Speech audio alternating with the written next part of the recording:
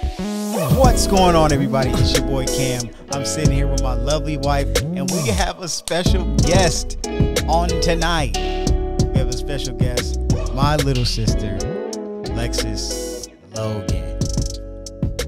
Come on, everybody, give it up. I'm like, you're not gonna give me no claps, right? Give us some claps. I'm sorry. I got. Let me do that over. Let's give it up for my little sister, Llexis Logan. Come on. A little commotion for the dress.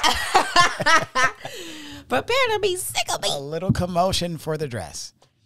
All right. And so, listen, what we're about to do today, we're going to talk about an interesting topic. Babe, what are we talking about today? Tell the people. Today, we are going to delve. We're going to delve into our thoughts and experiences being preacher's kids, a.k.a. PKs. And since we're all preacher's kids here, you know, we figured this would be a great topic to discuss with our sister Lex because we all have those experiences. So, yeah. All right. So, I mean, let's go ahead and get, you know, I feel like, you know, my journalism hat is coming on here. Okay. And I'm going to ask you guys some questions. Oh, okay. And let's just see. Well, first, we should let Lex introduce herself. Okay, yeah. No. Did you not see my Instagram story? I don't like talking about myself. Too bad. You're going to do it anyways. I like to eat. She like to eat. I like to go on vacations. Speaking of eating. Oh, my God. Here we go. Well, I don't know. Tell us a little bit about yourself. How old are you? You know, I mean, you have things. How old am I is not like a fun fact. I mean, like people who don't know you need to know who you are and stuff about you, I guess. I'm 25. What else? I mean, Lex she's kind of like Cam. They're the same. Almost, kind of. Last night I discovered that they're not twins. So even though y'all are going to say that they look alike, I feel like the longer I look at them, the less they look alike. But anyways, she's a college graduate. Yeah, almost 4 years ago. Almost May. 4 years ago. College graduate. Yikes. Yikes. What else? What else? She was very active in her on-campus community, Christian community. What is it? What is that called? Christian Impact. Community. Right. Well, yes, Black Christian Community Impact. I mean, what else? What are other credentials? She's gonna be a great lawyer someday. Right. She wants to go to law school. I don't know. I think that's all. I just wanted to give some fun facts. Fun facts about Lex. Thank you. Oh, also, Llexis is the third party in our trio. She works for her. She works with us now. So we are Team Logan, Team Victorious. Yay. BMG. Okay. All right. Without further ado. Wait, so I'm sorry, not to cut you off, but were we supposed to have questions for you too? I think he's going to answer his own questions. Yeah, we're all going to answer. Like, y'all know me. I like to just. Y'all know me. You not like I know. I'd like to just flow. Me and Llexis finish each other's sentences a lot, so apologies in advance. Yeah, so we have discussed this. Vicky and I have talked about this in like our first ever Everything Is We episode. We brushed or blew past it. Not really. We touched on it a little bit when we introduced to you all our love story. Mm-hmm. And, you know, her parents are pastors. My parents are pastors. Been PKs. I've been a PK. Llexis has definitely been a PK her entire life. I've been a PK ever since I can remember, since I was like 1. Yeah, you came out the womb. But yeah, I like basically was like born in church. Every time we go, even the church if we grew up in, they'd be like, I used to change your diaper. And I'm just like, you don't understand how weird that is. Yeah. To say that, but what were you gonna say? I was gonna say we all even though my dad wasn't a preacher my whole life, my grandpa was a preacher my whole life. Both of my grandpas were preachers, and we were always in church anyways. So technically, we're all pew babies. And so with that, obviously, when you're growing up under, because I don't want to give it away before I even ask the question. When you're growing up as a PK, what types of challenges did you all face? What types of challenges did I not face?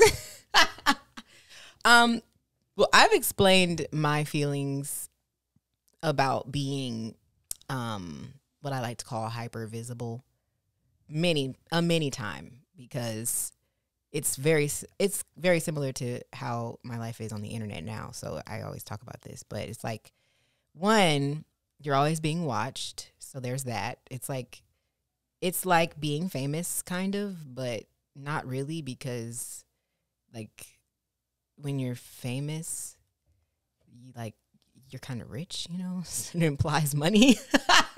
So it's like the fame without that part. But it's like people are always watching you, and I mean, for lack of a better word, judging you, I guess you could say. But more so in a way that's like everybody thinks you're their parent, or they're your parent. Everybody thinks they're your parent, or they're like always trying to tell you what you should do, what you shouldn't do. And they like scrutinize you for things that they don't scrutinize their own children for, which is annoying.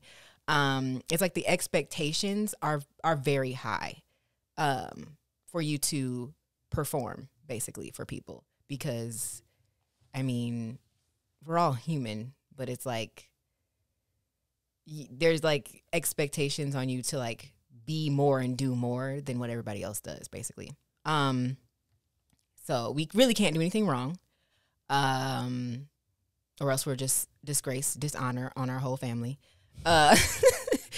And yeah, I will say, since you asked earlier why I like to hide, that's a reason. I don't like to be seen all the time, because I'm just used to people always seeing me, looking at noticing me. Yeah. So if I can hide, I will. Yeah.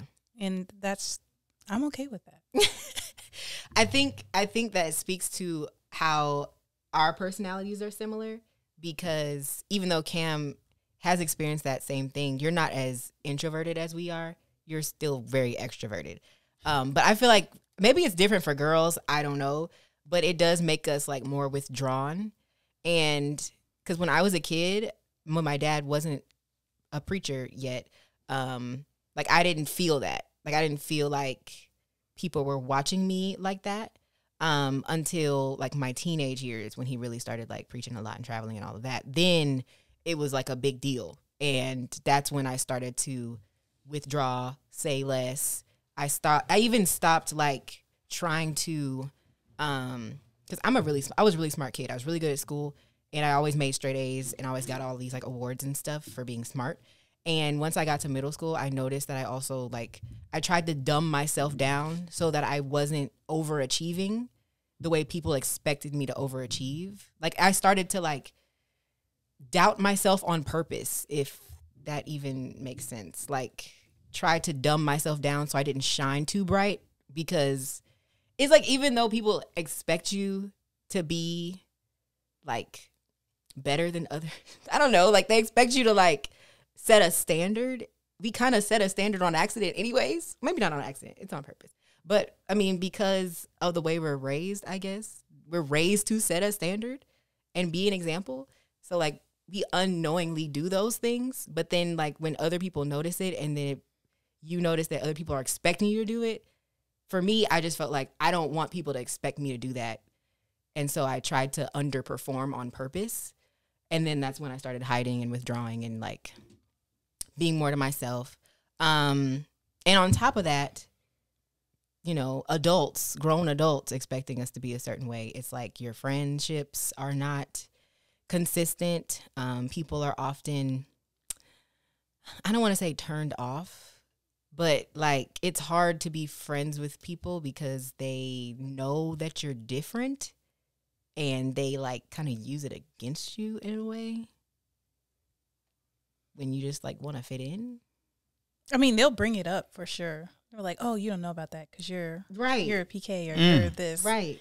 And it's just like, we were just talking about cereal, bro. Like, what are you talking about? But it's just, yeah. I mean, I get what you're saying. Yeah, and it's like, I remember like not getting invited to things because my friends assumed that my parents were going to say no. Or like, they would like exclude me from things because it's like, oh, you can't do that. Or, oh, you're not. It almost makes you feel like you're not cool because you can't do certain things. So then like, you don't, I don't know. You kind of like, you're like the oddball out, basically. In a way. That's how I felt. That's how I took it. Lex, you want to expound anymore? Or I mean, what was the question? The challenges, because you rambled. I did. I'm sorry. It's okay. Yeah, so that's one challenge. I like to hide, even in the choir. Y'all be like, oh, you need to do this, or you need to stand up here. I'll be like, I'm fine in the back. Well, it's just because you're one of the better singers and we can't hear you. And you're already on stage. So I feel like if you're already on stage, then you might as well scoot up. No, I don't know. I don't know. It's just something about, I mean, I get it. And I don't like being put on the spot either. That. Like if somebody tells me to do something, even if I was going to do it already or if I wasn't, like if you told me to do it, now I don't want to do it at all. Same. And same. I'm not saying that's a good thing, but. No. You won't want to do it. I do the opposite. Like we have the same issue, but we handle it differently. Like you'll just be like, no, but I'll be like, I'm doing exactly whatever you said, I'm doing the opposite of that. Yeah. It's like going against people's expectations because you don't want people to like, I don't know. It's like people think that they know what you should do and who you should be. And it's like, you don't know me. Let me be my own person. Since they expect you to be a certain way, if you live up to that, then they're like, oh, they think she's too good or he's too good or you're better than everybody else. You're being holier than thou. And you're like, I don't even know what you want from me at this point. Like, I can't do good and I can't do bad. It's just, I just have to stay somewhere in the middle because you're going to complain anyways. Right. So what I'm hearing, I'm acting like I ain't a PK. So what I'm hearing from you all. Give your thoughts too. I know. So I'm getting there. So what I'm hearing from you all is that you found it difficult to navigate through various parts of our lives due to the fact that people had unrealistic expectations for other people who happen to be children. Like we're growing up in life, trying to learn just like everybody else. Like, give me a break, bruh.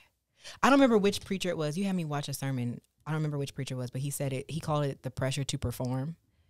And that stuck with me because it's definitely that. Because not unfortunately, it's a good thing, but it feels like a bad thing when you're growing up. But like we're gifted. Like we're all extremely gifted and talented kids. I mean, when you grow up in church, you're going to at least get one gift, singing or playing an instrument, something. Yep. So, like, because people already know that about you, they expect you to just, like, I mean, just be killing it. Like, every time they see you, oh, dance for the people. Like, It's like, that's literally what it feels like. It's like, I call it all the time, like being a zoo animal. Like people are literally like you're in a cage and people are like watching you. And do something. So then I guess I'll answer my own question. One of the challenges, because I can talk about this all day. One of the challenges, Vicky alluded to it a little bit, is formulating relationships with people. Mm-hmm.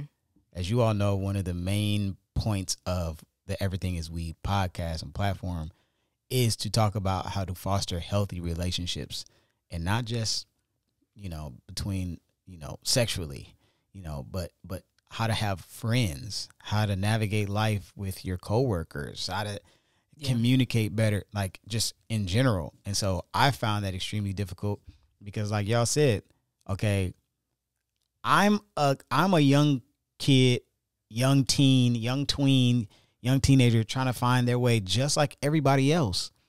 And, you know, like we said already, okay, you do something and then I do it because I'm just trying to find my way. Of course, I'm a PK. Yeah, you should know right from wrong, but kids in general should know right from wrong anyway, right? Exactly. So then I do what your child did, but now you ready to nail me to the cross. Yep.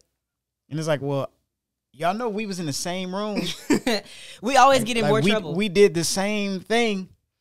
And in certain situations, like my parents, I love them dearly. They did the best they could. And they always tried to let me know, like, yeah, you know, you got to know that this how certain people going to react, blah, blah, blah, blah, blah. And like the other folks, like the colleagues or friends or school, like parents, they would trip more than my parents would trip. And it's like, bro, like, you don't even know what your child really do. Right. Like, I don't even do that. I just tried to do this, you know? And so it's like, we don't have any area to mess up. No room. No room to mess up. Like, I can't, you know, I remember when sagging was a thing. Like, I tried to sag my pants a little bit. And all the parents was, the mamas of my friends, they would try to tell on me and tell my mom this. And my mom's like, well, why you trying to do this? Why you trying to be that? I'm like, well, we were all, we were all doing that. Bro. But y'all mad at me. And so it was if I was talking to a girl and, you know, like, bro, like, I'm not even active, if you catch my drift. I'm not even active. Your kid's active. You know what I'm saying? And so it was like always the pressure to be perfect. And anytime I wasn't perfect, I was just roasted or talked about or looked down upon or demeaned or chastised. It's like, bro, like, I'm 10. Everything for me was a phone call. Everything for me was a phone call. It's like anything I do, there is a phone call about me, about what I did. Every single time. Doesn't matter what it is. The principal called my mama about me having a boyfriend. Not the principal. Just having a boyfriend. The principal, bro. The principal. I told this story on TikTok. The principal. Like, everything was a phone call. Me having a Facebook, that's a phone call. Oh, did y'all know if Vicky had a MySpace? Phone call. Like, I would be hanging out with my friends and I may do something just maybe a little bit not okay. Just looks a little bad. I'm hanging around people who are doing bad things all the time. And then I do one little bad thing. My grandma called me. Now, Vicky, what you posted on Facebook, I don't like what I saw. I love you, mother, if you watch this. But like everything. So it's like now I have, even as a grown 30-year-old adult, I have like phone call PTSD. So like if I post something or like share something and I have to really think about whether or not I should post it, the first thing that pops into my mind is, am I going to get a phone call for this? Like, as a 30-year-old adult, like, it just don't go away, bruh. Some of this stuff has traumatized me forever. Like, to this day, if my dad calls me, I'm like, shoot, what did I do wrong? Who told him was something that I posted, something that I did? It's because somebody always takes something out of context, you know. So, and what that does is that causes many PKs to live in something that God has freed us from, which is guilt, shame, and disappointment. Absolutely. Yep. It causes us to, like, oh man, like, everything I do is like, oh, I got to make sure I don't do something to make people talk about me. Yeah. Or I got to do something to make sure that my parents don't look bad. And PK's already had a stigma. Exactly. So PK's already had a stigma of being bad. So then it was that all like, well, you have some people's like, oh, I'm waiting for you to act crazy. And it's like, well, number one, my parents didn't raise me like that. Like, okay, we all gonna slip and fall, but like, I'm not about to be out here doing drugs and you're not gonna stay there. Yeah, you may slip, but you're gonna get back up. Exactly. We fall down, but we get up. I ain't gonna stay falling. But you notice how anytime people talk about PKs, like just in like a public arena, It's like negative. on social, it's always Always negative. negative. They never bring up PKs unless we talking about somebody who did something wrong. Oh, you know Always they a PK. negative. Oh yeah, man. It was like Girls Gone Wild. Yep. Literally, like PKs had that stigma. Like, oh yeah, PK, yeah. And then when people would meet me as I grew older, they'd be like, yeah, bro, like you ain't the typical PK. That's how I felt about you when I met you. Yeah, because I've Both of y'all. heard so much negativity about PKs, and here's the thing. My parents are actually saved. Okay, well, we don't want to.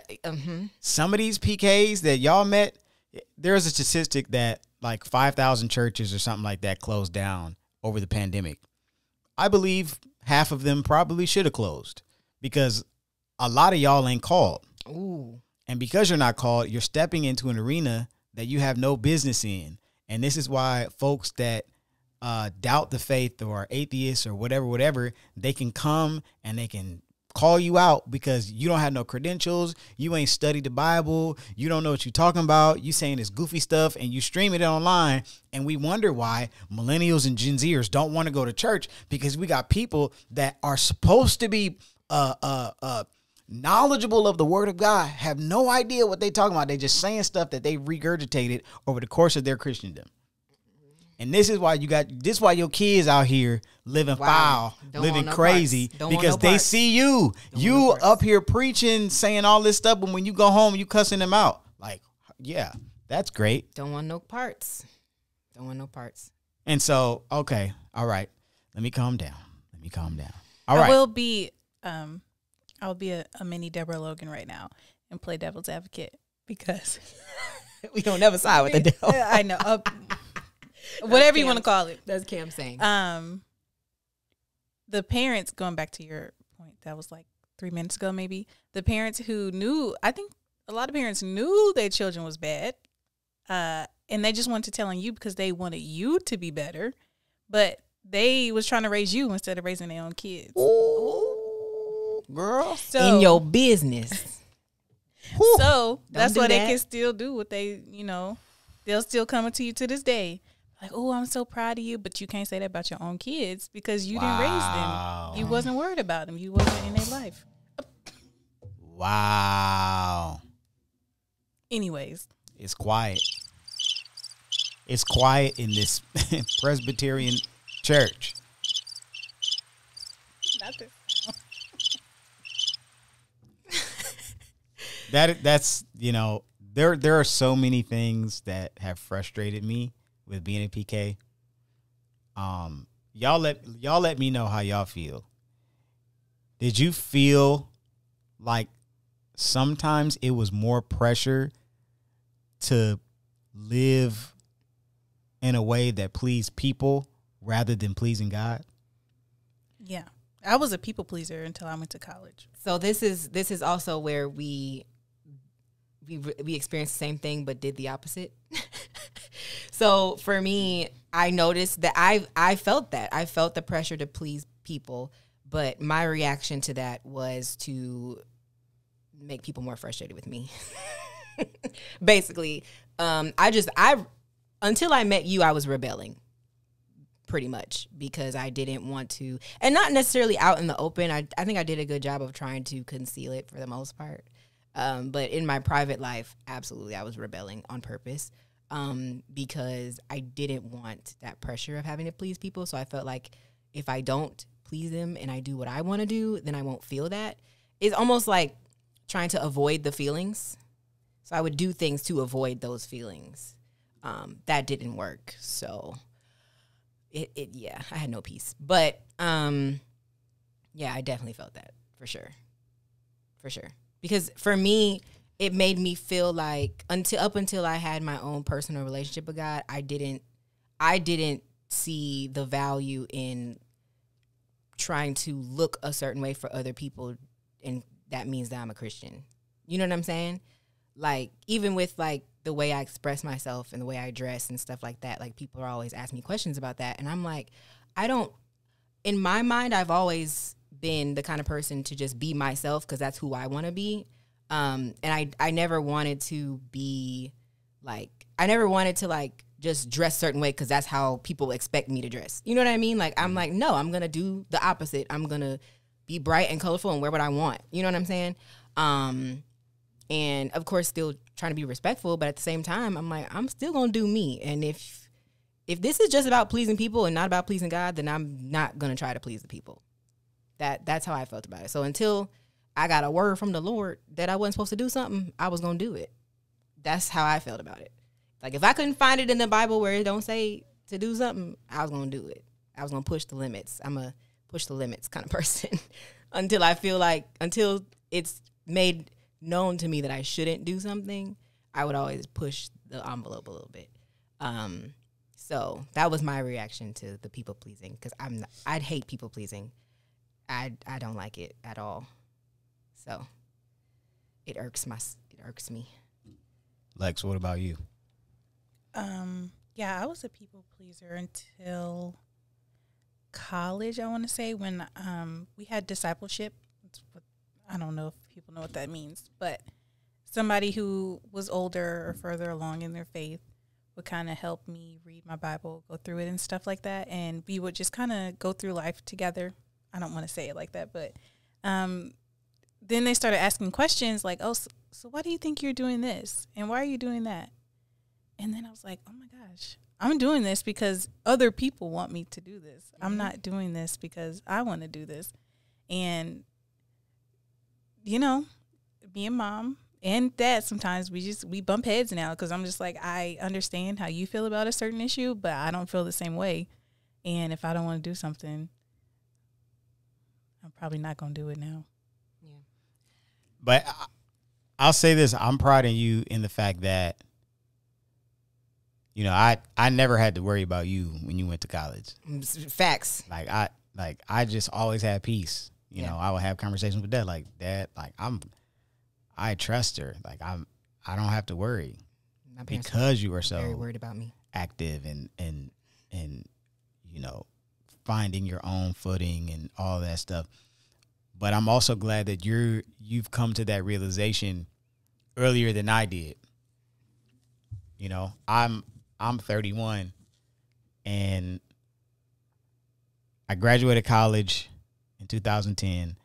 I failed a class and I was going to have to retake the class, and it was going to mess up my graduation date and all this stuff. And I was crying, not because I failed the class, but because I felt like it was going to make mom and dad look bad. Yeah. And the school I was in an accelerated program. For those of you that understand how Full Sail works, I was in an accelerated program. And if you got 71 or below, which is like a C minus, you fail.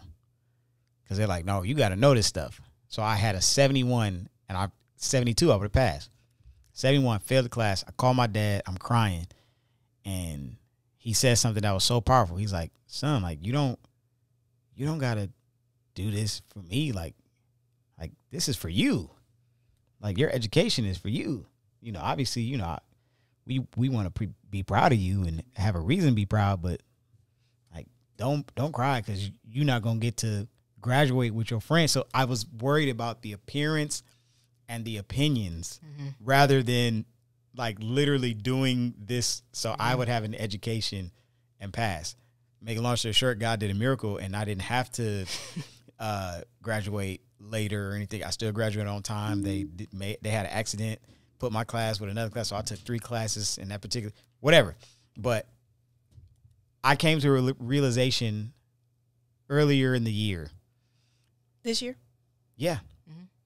At the beginning of the year, Dad was preaching, like every message was just like ministering to me on a personal level, because it was stuff I've been praying about and asking God about, because I'm not being cocky or arrogant when I say this, so don't take it that way. But I'm multi-talented. I'm very gifted in many things, and it can be very frustrating. The message was called The Pressures of Being Gifted. And I watched that message, and it just began to spark something in me, because I'm always,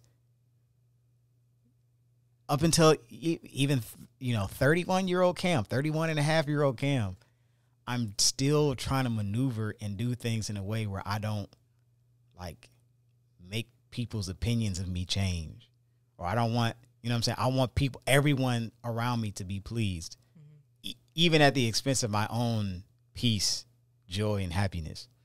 And so I told Mom something after one Sunday we was singing, and I was like, yeah, Mom, like, I've been living life for other people my whole life. I said, I'm about to start living for me. She's like, what do you mean? I was like, you know what I mean. And, you know, I walked off or something. We had to go eat or something like that. Like, I really mean that. Like, I'm living life. I'm living life for me now. Everybody's not gonna. I love that too. Because at the end of the day, even if I do everything to please people, they still not gonna be happy or satisfied. Yeah. Right. So I might as well be happy with me and follow the direction that God has for me, as opposed to living life based on the opinions of other people. Yeah. And so now that I'm walking more in that, it's a new territory for me, because my entire life I have been graded and judged and viewed through this lens, this rose-colored lens that, you know, that's Logan's son. He can't do that. Yeah. That's Logan's son. He can't be there. Same. I will say I relate on that level.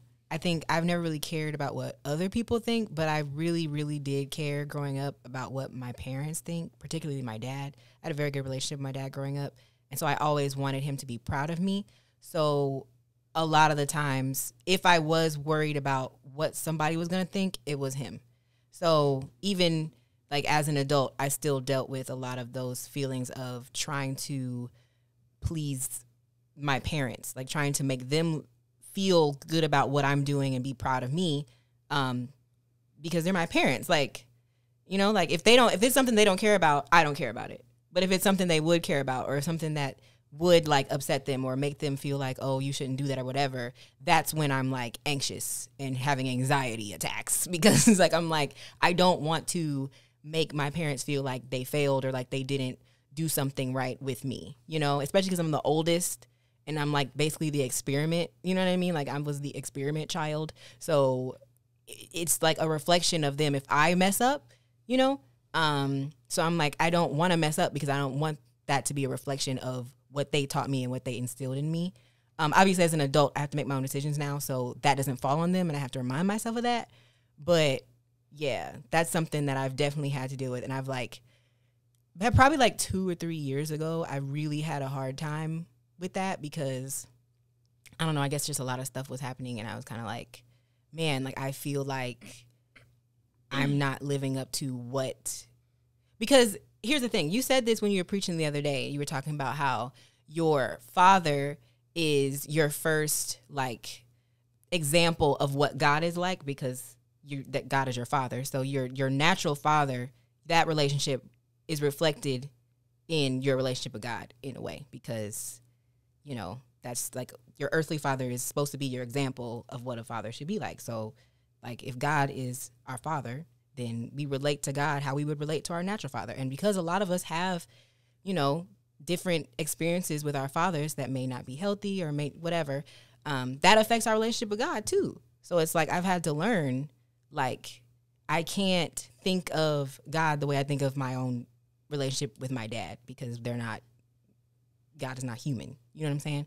So I had to learn a lot of things about just Christianity in general, just my whole faith walk in general. I had to learn a lot outside of what I knew based on opinions and what my parents taught me and what they expect of me. I'm like, okay, well, what does God expect of me? Like, what does God think of me? What does he think about me doing this? And that's the whole purpose of praying and having a relationship for yourself, so you know those things and you're not just living out whatever you think people's opinions are.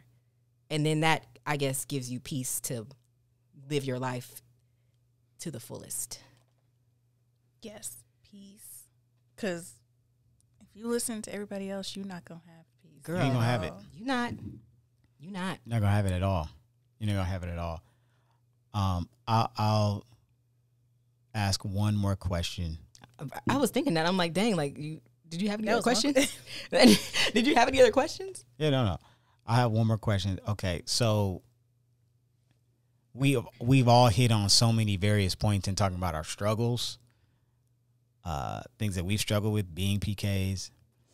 We've talked about things that have kind of held us back in a certain way by trying to live for people, being judged, being viewed,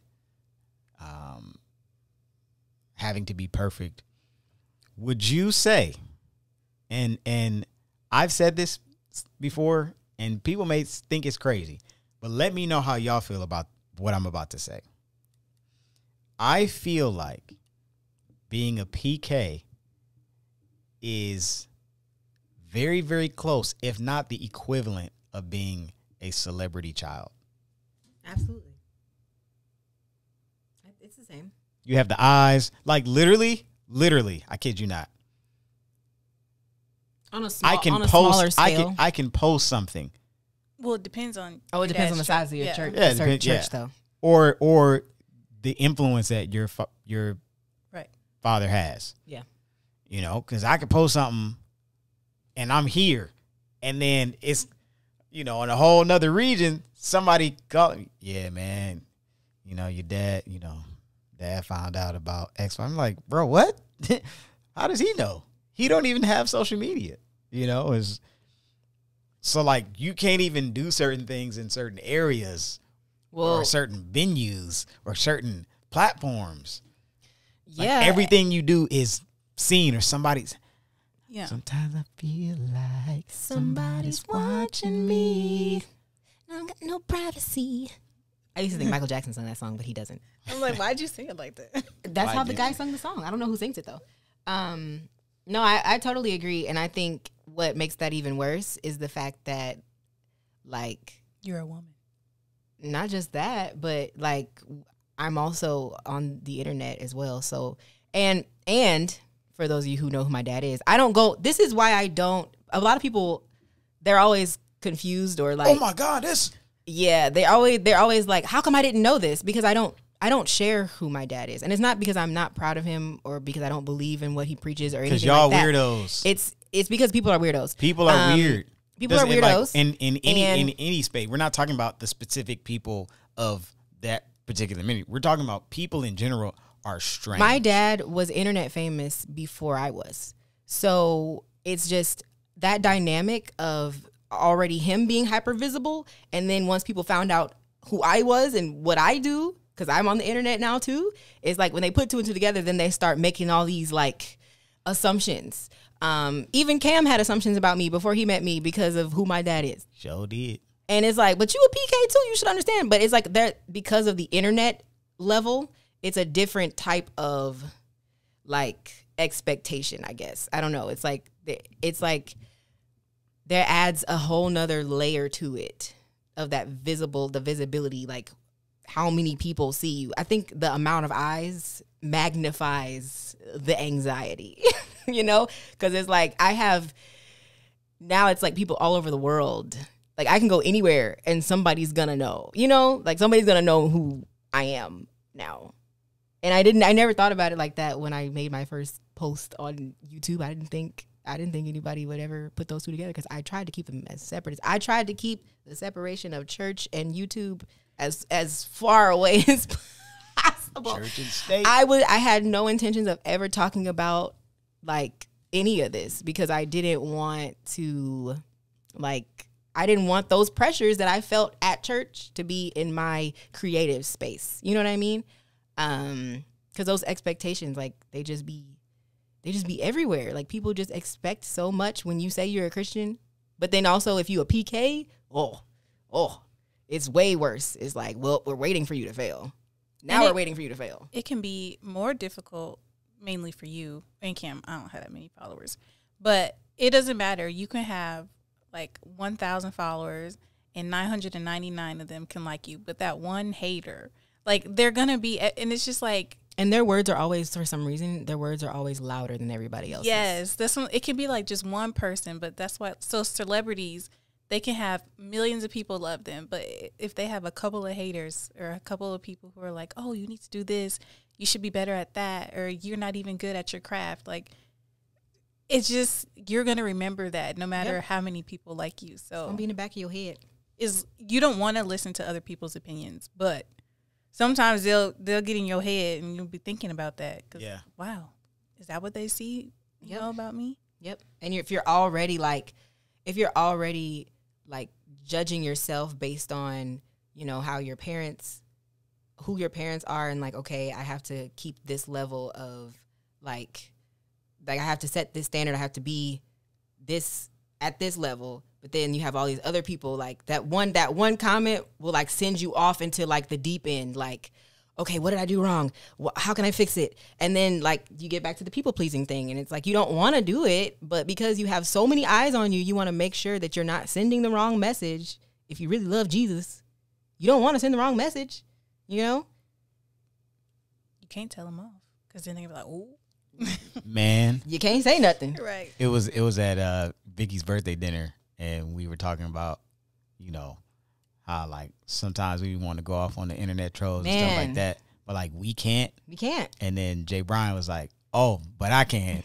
It's like, but you have, and that's a whole nother segment, but you have to surround yourself with people who will fight for you. Yeah. Because a lot of times, like, we literally can't because y'all. Yeah. And then even for you, it's even more of like a, that's like you, because you're also a pastor now too, that adds another layer to it, because you also have a heart for people. It's not like your parents is the ones that have the heart. You also have the heart for people.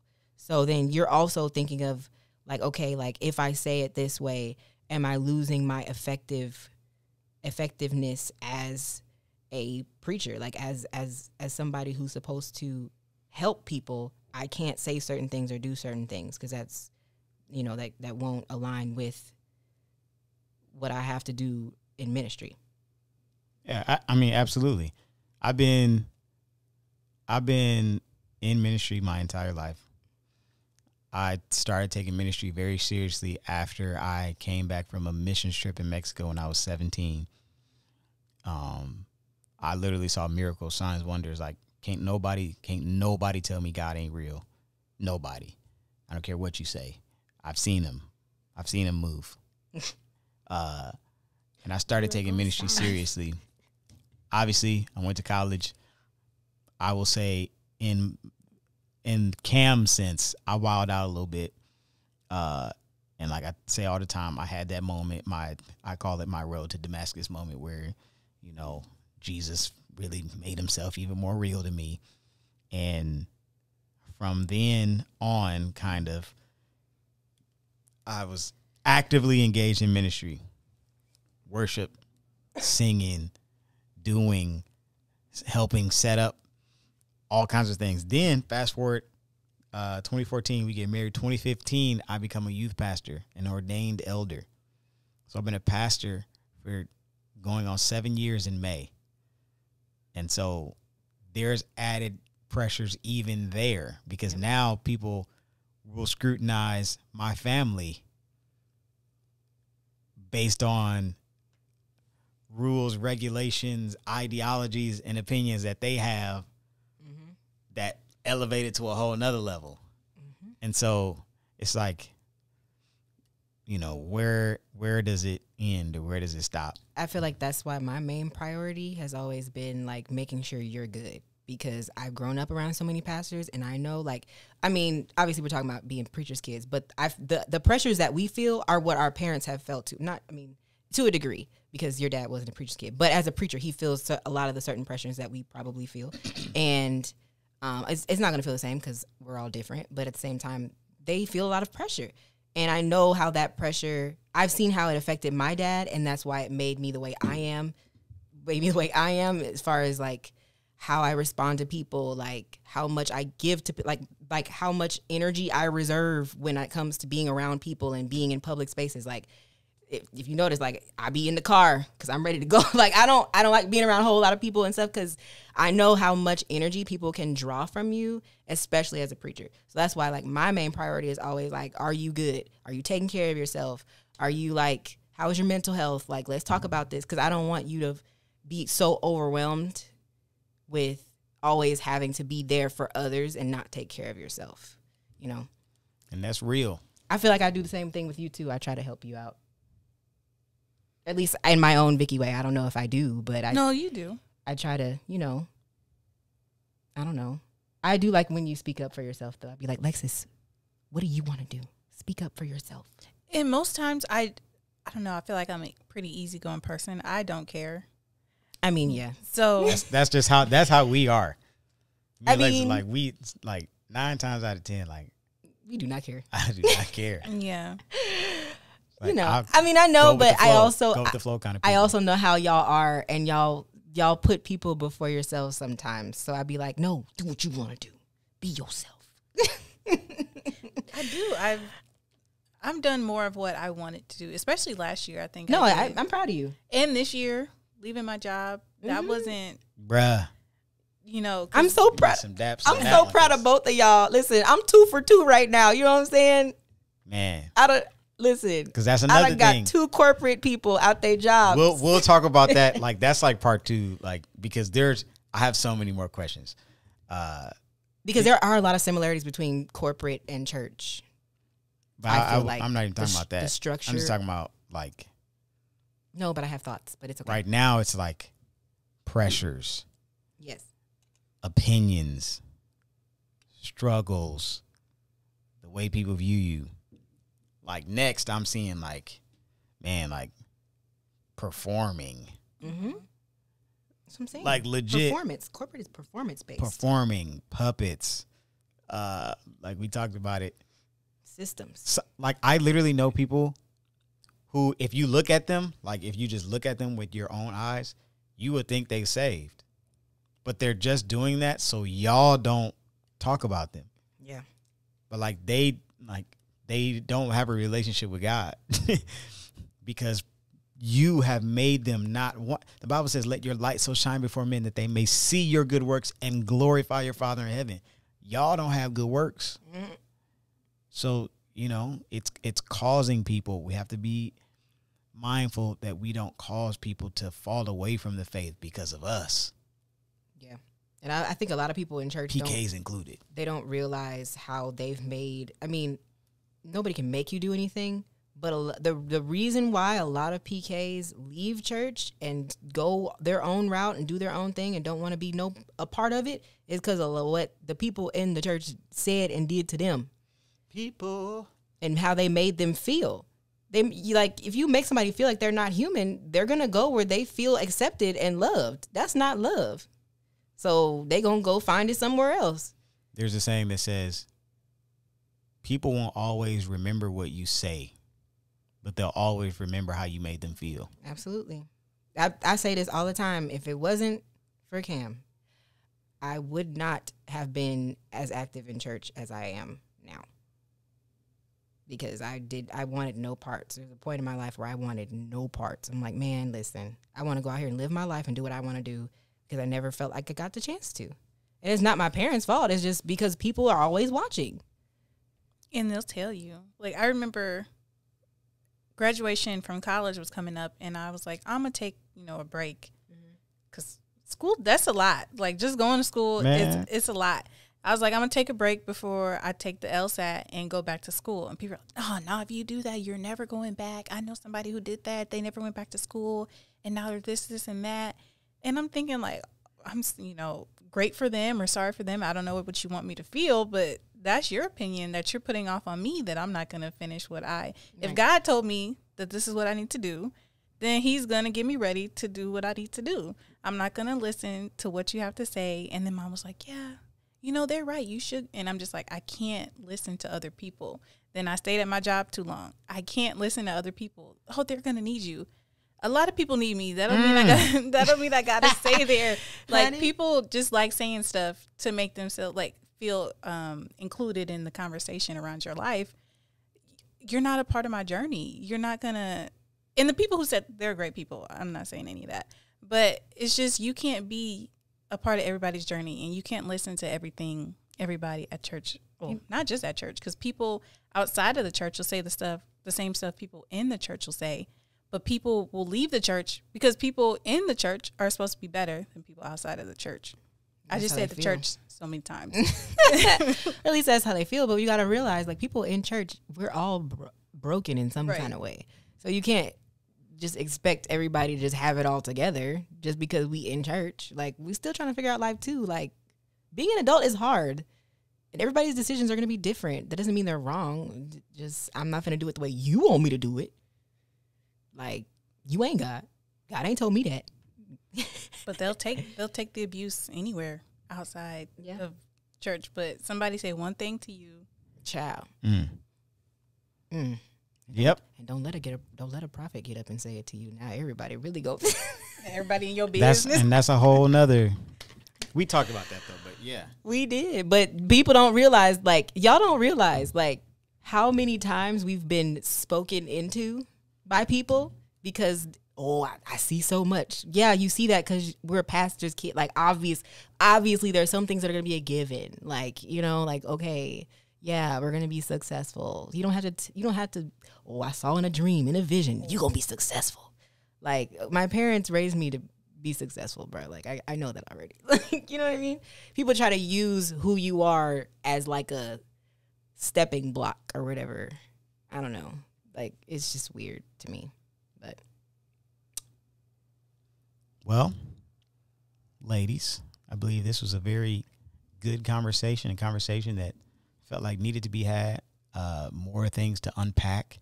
It's a lot to unpack. Tons to unpack. It's a lot.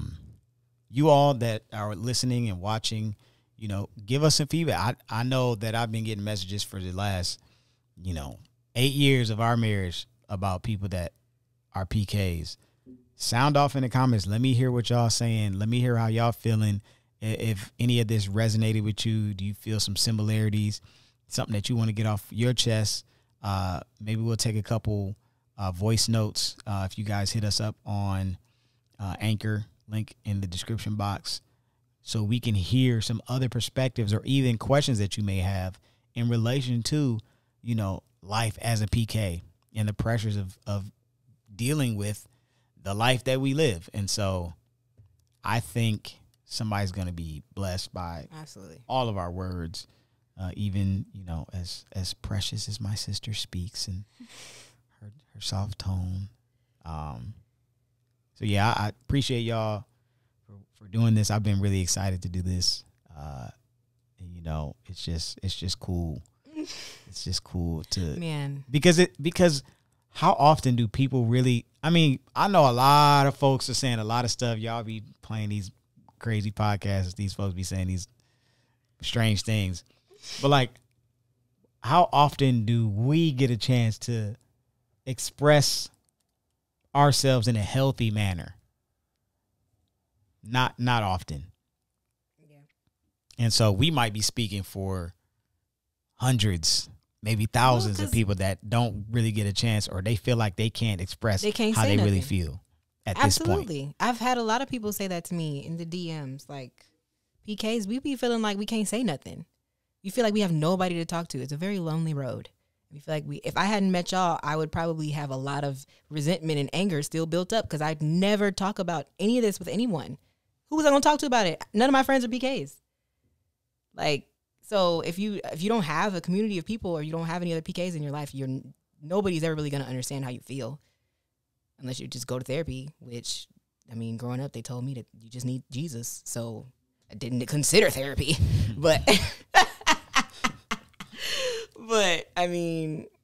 this is therapy for a lot of people because a lot of us, we just conceal, don't feel, don't let it show. I could say it could be therapy for a lot of Black people, period, because growing up, we're always told, stay in a child's place or be quiet. Mm-hmm. So I'm fine with being quiet and staying in my place. Bruh, I will keep all my feelings to myself. Y'all would never know how I felt unless I said it on this podcast. Yeah, but some people just need to talk to get it out. Yeah. Yeah. They need the opportunity and the chance to Yes. express. And so In we a healthy appreciate y'all for listening, coming back each and every week, showing your love, showing your support, liking, commenting, subscribing. If you haven't subscribed, if you are a viewer of the pod and you haven't subscribed, go ahead, hit the subscribe button right now on YouTube. If you haven't subscribed on Apple, on podcast, on Spotify, on wherever else that you get your podcast from, go ahead and subscribe right now. Give us a rating. We'd love to see all those 5-star ratings all over the world. And so, listen, hey, this has been great. This has been fun. Make sure that if you want to partner with us and support us in a different way as opposed to just listening, you want to support maybe monetarily,